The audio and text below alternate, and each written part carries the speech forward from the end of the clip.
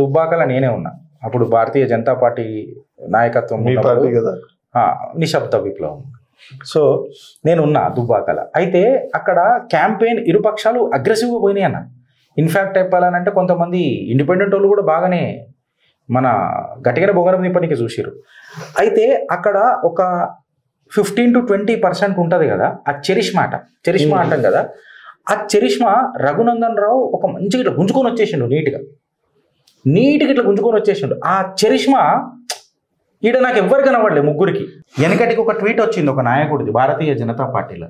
It is not a big scenario to win Jubilee Hills when we can win one election where there is 42% Muslim population.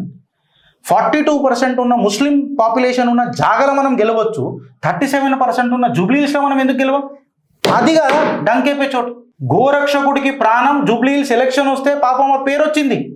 గోరక్షకుల మీద ఎన్ని కేసులు మాట్లాడితే ఒకటే ఒక గొంతు మాట్లాడింది వంశన్న, టైగర్ రాజా సింగ్. నేను నిజామాబాద్ కాన్స్టిట్యున్సీల పేరు తీసుకొని చెప్తున్నాను. నిజామాబాద్ కాన్స్టిట్యున్సీలో నేను పనిచేసిన. చాలా మంది నా మీద బద్నాలు చెప్తారు కదా,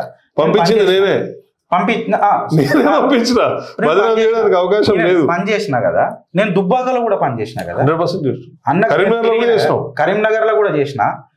ఆయన పెట్టుకున్నాడు కరీంనగర్లో చేసినానని. నేను హుజూరాబాద్లో కూడా చేసిన. ఇవాళ నేను నిజామాబాద్ గురించి ఎందుకు మాట్లాడుతున్నాను ఒక విషయం చెప్తా. ఆర్మూర్లో అగర్ నేను ముఖ్యమంత్రి క్యాండిడేట్ లెక్క అని చెప్పి అరవింద్ ధర్మపురి నిలబడి ఉంటే ఆర్మూర్లో ఢంకేపే చోటు మెజారిటీతో గెలుస్తుండే. కరెక్టా? వీళ్ళు ఎవ్వరు గెలవలే, ఆయన గెలుస్తుండే. But he has not chosen.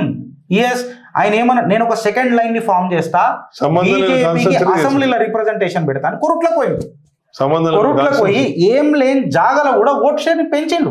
4,000తోనే పోయింది. నేనేమంటున్నా, ఆయన అది చేస్తుంటే ఇట్లా ఇది చేస్తుంటే మనం ఇంకా కంకిల పోటు అది కూడా చేస్తలేం కదా. మనం ఇక్కడ కూర్చొని భాషను కొడుతున్నాం. ఇక్కడ అసలు మ్యాచ్ టికెట్ కొనుక్కున్నాడు టీవీలో చూసి, అసలు టాస్ గెలిచినప్పుడు వాడు బ్యాటింగ్ ఎందుకు చూస్ చేయాలని చెప్పి మనం భాషను కొడతాం చూడనా. అలా బద్దలు భాషింగాలు చేయాలనంట. పోల్ మేనేజ్మెంట్ కాడికి వస్తే నేను I'm summing up the scenarios వంశన. పోల్ మేనేజ్మెంట్ కాడికి వస్తే దుబ్బాకల ప్రతి కార్యకర్త కాళ్ళకు బల్పం కట్టుకుని తిరిగిండనా. ఆ సంఘటన బలం ఎంత గట్టిగా ఉంటే తెలుసా. ఆ ఆర్గనైజింగ్ అప్పుడు ఇలా నేను కొన్ని పేర్లు తీసుకుంటే వత్తాసు వలికిండు అని అంటారు.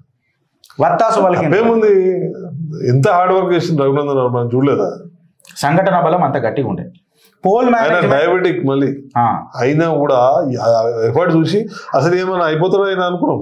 మనిషి ఇట్లా అయిపోయిండే. మరి ఇంకొక విషయం, అప్పుడు ఆయనకు దెబ్బ కూడా తాకింది, చెయ్యి కూడా ఇరిగింది. ఫర్ యువర్ కైండ్ ఇన్ఫర్మేషన్, చెయ్యి కూడా ఇరిగింది. ఇంకా హైలైట్ ఏంది తెలుసా, అసలు ఇక్కడ పోల్ మేనేజ్మెంట్ ఏమైనా కనబడదా? ఏమైనా ఇన్ఛార్జ్లు కనబడరా? అక్కడ జాగా సరిపోతలేదు అని చెప్పి కిషన్ రెడ్డి గారు మాట్లాడారు. కార్యకర్తలు పనిచేసారు కానీ పాపం ఇవాళ కాంగ్రెస్ చేసిన తప్పులకు మన దగ్గర కట్ లేకుండే. ఇవాళ మన దగ్గర కట్ లేకుండే. మనం అసలు నెక్స్ట్ పార్టీల ఫార్మ్ అవుతామా దూరం మాట. అధికార పక్షం నుంచి అట్లీస్ట్ కనబడే పక్షానికి ఆడికి వస్తామా అనేది కూడా డౌటే. ప్రతిపక్షం తెలంగాణ బీజేపీకి మళ్ళీ ఇది బిరుదా లేకపోతే బురదరా అని అనేది డిసైడ్ చేయాలి. ఇవాళ కింగ్ ఎవరు, బొంగ్ ఎవరు? మళ్ళా ఇక బొంగేనా లేదా ఏమన్నా నైతిక విలువలతో ఆయన మళ్ళా నిజంగా చెప్తే ఇలా నైతిక బాధ్యత నేను స్వీకరిస్తున్నాను ఒక ప్రెస్ మీట్ అన్న పెట్టి చెప్తాడా? నేను డైరెక్ట్ అడుగుతున్నా బండి సంజయ్ గారు. వాళ్ళు తెలుసుకోవాల్సింది ఏంటంటే రిప్రజెంటింగ్ సికింద్రాబాద్ కాన్స్టిట్యున్సీ కేంద్ర మంత్రి 2 times. ఇంకొక విషయం చాలా మంది గుర్తించట్లే. భారతదేశం ఇంత పెద్ద భూభాగంలో చంద్రగుప్త మౌర్యుడి తర్వాత Narendra Modi is the most powerful leader. అంటే 2300 సంవత్సరాలు పట్టింది ఒక హిందూ లీడరు మళ్ళీ ఆ లెవెల్లో స్ట్రాంగ్ కావాలంటే ఎక్కడ చంద్రగుప్త మౌర్యుడు మళ్ళీ ఎక్కడ నరేంద్ర దామోదర దాస్ మోదీ. 2300 సంవత్సరాలు ఆయన క్యాబినెట్ లో మంత్రిగా ఉండి మరి ఈయనకు అర్హత ఉందా అని ఉండేది.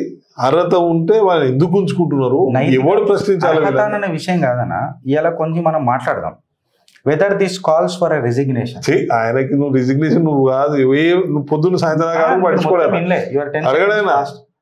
ఆయన పట్టించుకోవడం ఓపిక పట్టండి సార్. ఆయన పట్టించుకోడు. నేను ఏమంటున్నా, ఆయన రాజీనామా నాకు వద్దు, నేను కుండపోటు వస్తాను నాకు. నువ్వు ప్రెస్ మీట్ పెట్టి నైతిక చాలు. ఎవడు రాసేయాలి ఇప్పుడు స్క్రిప్ట్ తెలియదు కదా విషయం, ఎవడో రాసేయాలి. మన స్కూల్లో ఒక మాట చెప్పారు గుర్తుందా, good start is half done. Bharatiya Janata Party అడుగులేసుడు మొదలెడుతుంది. నిజంగా ఈరోజు నిజాయితీ ఉంటే ఐ విల్ ఆల్సో అప్రిషియేట్.